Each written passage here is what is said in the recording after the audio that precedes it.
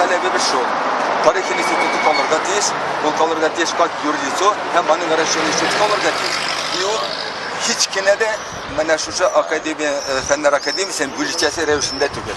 Eğer de bülükçeyken o miskin bulup kalacak, yani üzerine apçası bulup bulmayacak.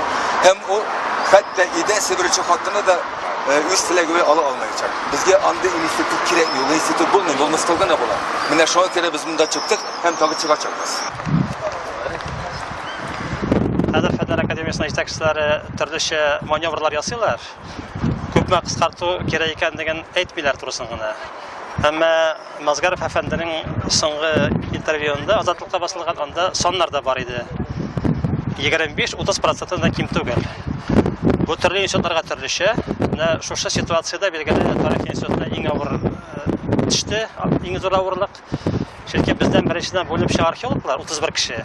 Şunu üstüne tağı 25-30% kıskartırlar keretler. Bunlar ikisi birge algan vaqtda 60% bolup çıga.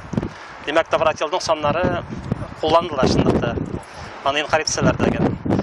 Men oýlaýam, munday ssenariy zor ýalgyş.